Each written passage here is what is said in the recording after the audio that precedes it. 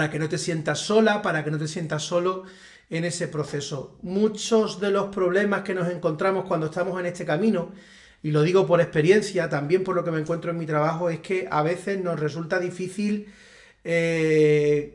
encontrar un entorno que entienda, respalde y apoye este cambio que para muchos de nosotros supone el decidir abrir los ojos y vivir desde el despertar de la conciencia.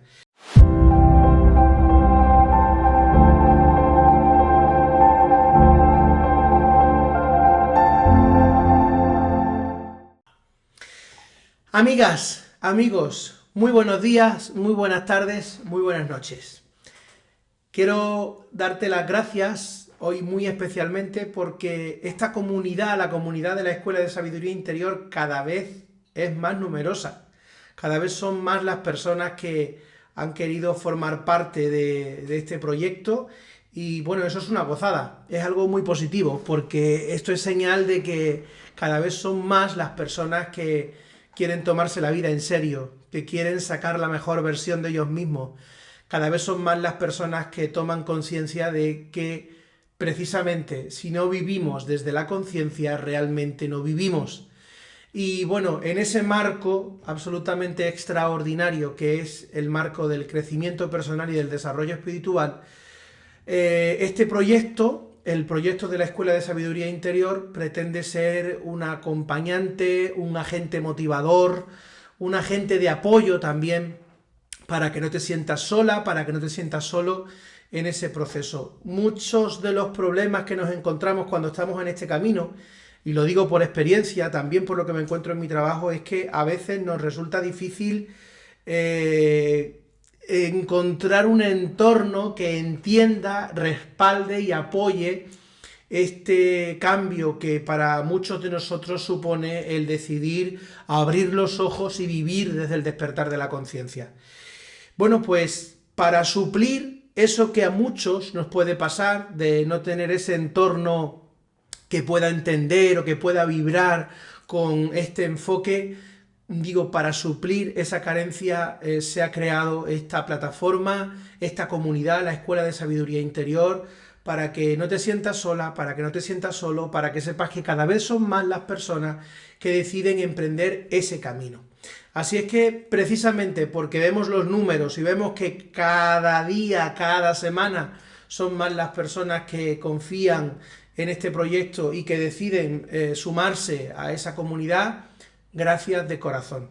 No solamente gracias porque evidentemente nos beneficie desde un punto de vista netamente material, el que cuando uno genera un proyecto, pues le gusta saber que a la gente le gusta eso, ¿no? Entonces, no solamente por eso, sino por esto otro que también te trato de decir, ¿no? Porque es una gozada, es una motivación, es una esperanza saber que cada vez son más las personas que deciden ponerse el despertador y despertar a la nueva conciencia.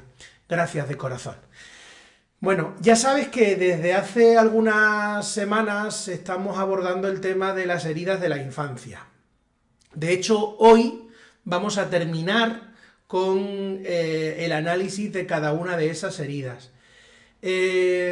Para hacerte un pequeño resumen, por si no habías visto ningún otro vídeo antes que este, decirte que nos referimos a heridas de la infancia, aquellas experiencias o vivencias que suceden a temprana edad, normalmente entre los 0 y los 7 años, y que de alguna manera, precisamente porque suceden a esa edad en la que no tengo los recursos que luego voy a tener como adulto para establecer límites, para parar aquello que me afecta, para acercarme a aquello que me gusta o para alejarme de aquello que me hace daño, pues me toca vivirlas y las tengo que asumir, ¿no? Es como cuando nos pegan un balonazo con las manos atadas, no puedo detener el impacto. Entonces, bueno, cuando somos pequeños, si nos toca una familia en la que el padre es un padre autoritario, que utiliza la agresividad y la violencia para imponerse, no podemos hacer otra cosa más que sufrir esa situación. Si nos toca una madre sobreprotectora, que le da mucho miedo cualquier cosa y que por tanto no nos permite vivir experiencias ni hacer cosas nuevas, nos toca sufrir esa situación. Es cuando somos adultos, cuando vamos adquiriendo la capacidad de poder establecer límites, pero el niño no puede decirle a su madre, mamá, tus miedos son tuyos, eso te lo tienes que trabajar tú, a mí déjame que yo explore el mundo por mi cuenta. Pues no, un niño no tiene capacidad para afrontar eso. Por eso decíamos que todos somos heridos, todos hemos sido heridos en la infancia, porque todos hemos tenido que asimilar, afrontar una frustración sin tener herramientas para ello, y por tanto todos de alguna manera hemos construido una personalidad para proteger esa herida de la infancia. Bien, en la mayoría de los textos, de las exposiciones, la mayoría de autores que hablan sobre este asunto establecen 5 heridas de la infancia. Ya sabes que yo te he propuesto 6. He destacado una que normalmente suele estar vinculada a la herida de abandono, pero que desde mi experiencia, trabajando en la consulta, pues quizás me he dado cuenta de que es una herida específica porque genera una actitud vital específica, distinta, diferente a la herida de abandono. Y por eso, bueno, pues en lugar de 5, yo te propongo 6 como el número de heridas a las que podemos estudiar y a las que tenemos que atender a la hora de referirnos a este asunto. Con esto lo que pretendo decirte es que, evidentemente, este es mi criterio, esta es mi experiencia, esto es lo que sale a la luz de mi trabajo y de mi reflexión, pero evidentemente esto está sujeto a que no estés de acuerdo, e incluso puede que tengas una información que yo no tengo y que por tanto establezcas que este planteamiento que yo voy a ofrecerte es un planteamiento erróneo. A mí me sirve, a mí me vale y por eso quiero compartirlo contigo.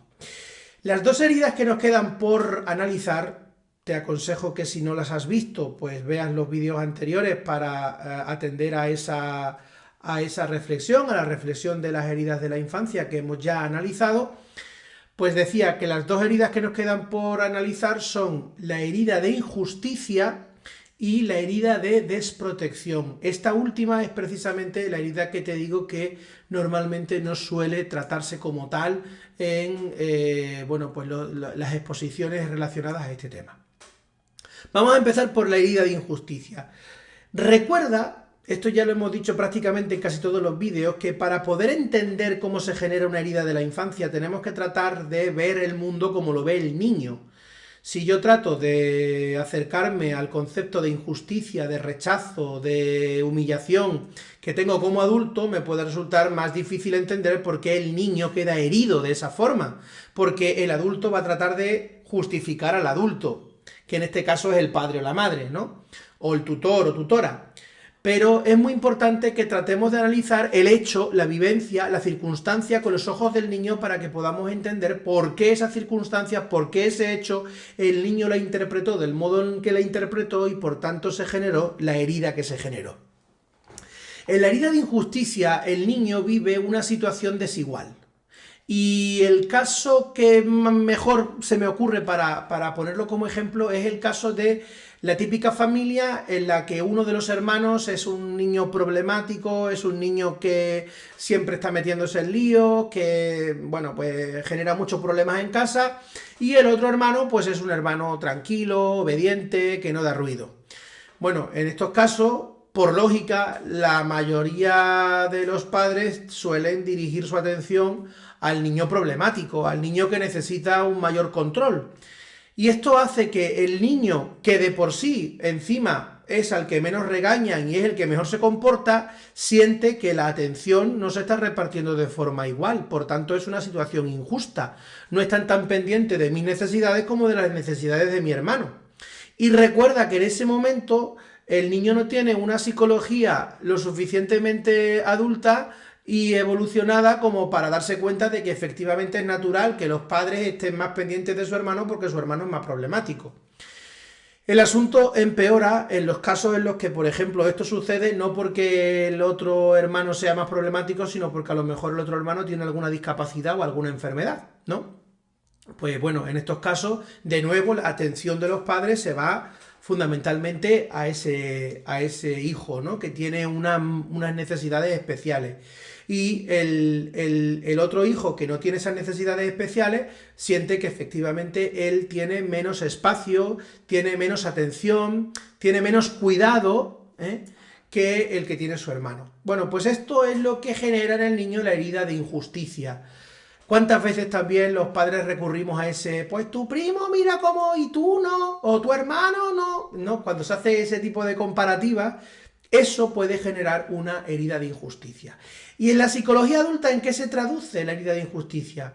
Bueno, pues se traduce en una personalidad muy autoexigente, muy perfeccionista, muy individualista y, bueno, las típicas personas que podríamos decir se han hecho a sí mismas, ¿no? Personas desconfiadas, que tienen que hacer las cosas a su forma, que necesitan siempre supervisar todo lo que tiene que ver con ellos, que les cuesta delegar, que les cuesta confiar en las capacidades de los demás.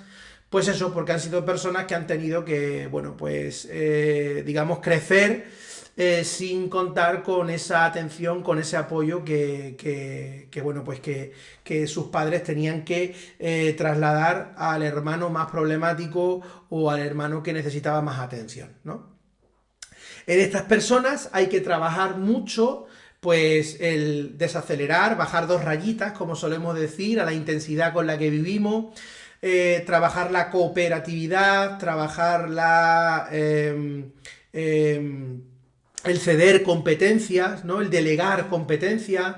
Es muy importante en este caso trabajar la figura del cooperante, porque son personas que van a tener muy definida su papel como líder. Entonces, bueno, pues trabajar un poco más el papel como cooperante. En la vida creo que es importante que, aunque todos siempre tengamos una faceta más definida, pero aunque yo tenga más definida mi faceta de líder, también es importante que trabaje en mi capacidad para ser cooperante.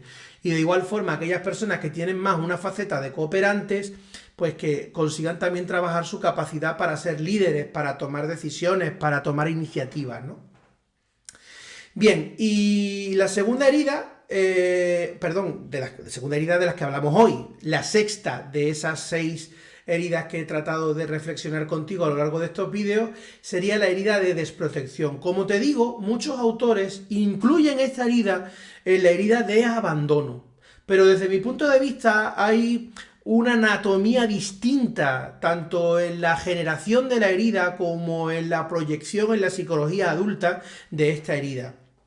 Cuando hablamos de herida de desprotección, estamos hablando de la situación que se genera en un niño o en una niña que ante una amenaza que considera superior a su capacidad para afrontarla, ¿vale? Es decir, una situación a la que no sé enfrentarme o siento que no puedo enfrentarme, o mejor dicho, creo que no puedo enfrentarme, mis padres no me dan ese apoyo o esa protección que yo necesito. Entonces, en ese caso es cuando sucede, es cuando se produce esta herida de desprotección. Un caso muy típico, pues, es el de ese niño que a lo mejor sufre bullying o sufre maltrato físico en la escuela y cuando va a su casa, pues su padre encima le recrimina que no sepa defenderse y que lo que tiene que hacer es enfrentarse a las personas que le pelean o que le pegan, ¿no? Y claro, pues ese niño siente, por un lado, que no tiene esa fuerza para enfrentarse a sus agresores y por otro lado, que su padre tampoco le acoge o le protege.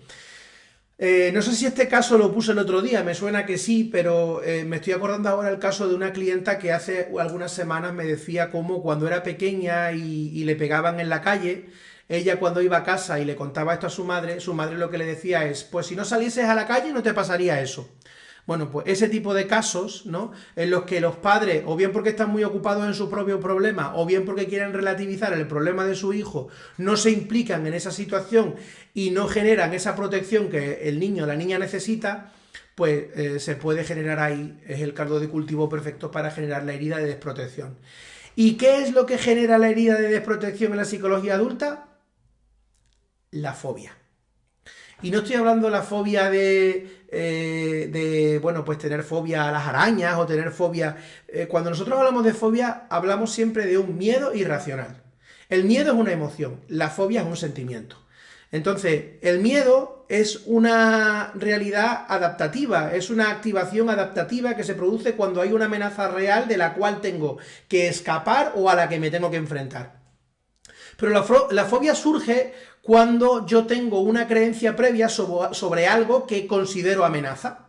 Entonces, montarse en un ascensor, o mejor dicho, no montarse en un ascensor, o no montarse en un avión, o no emprender un proyecto, o no hablar en público, es una fobia porque, aunque realmente no existe ninguna amenaza real de la que yo tenga que escapar o a la que me tenga que enfrentar, ciertamente me paralizo. Siento todo ese complejo sensacional, es decir, todo ese complejo de sensaciones que caracterizan al miedo. Bien, pues la desprotección genera esa fobia. Personas que les cuesta salir de su zona de seguridad, de su zona de confort, personas que no saben cómo enfrentarse a situaciones desconocidas, personas que cuando no controlan una situación se ponen muy nerviosas, personas que tratan de pasar desapercibidas, de invisibilizarse y que por tanto tienden a enamorarse o a elegir como compañeros de vida a personas con un carácter fuerte, con una capacidad de liderazgo, con una capacidad de brillar que terminan eclipsando a estas personas, es decir, personas que viven a la sombra de otras personas y que por tanto generan una vida llena de insatisfacción. En estos casos lo que habría que trabajar mucho es la figura del adulto interior, es decir, habría que trabajar la capacidad que todos tenemos de ser adultos. Y es que tú, que me estás viendo ahora, ¿cuántas situaciones has superado en tu vida? ¿Cuántos obstáculos se han puesto en tu vida? Algunos de ellos probablemente ni tan siquiera sabías que ibas a poder superarlos. En algunos casos probablemente pensabas que ibas a ser incapaz de hacer eso que luego hiciste. Todos, si somos adultos, hemos tenido que superar obstáculos, hemos tenido que afrontar situaciones que en su momento pensábamos que eran prácticamente imposibles de llevar a cabo, o que las hicimos con mucho miedo, pero las superamos. Y eso es lo que nos convierte en adultos.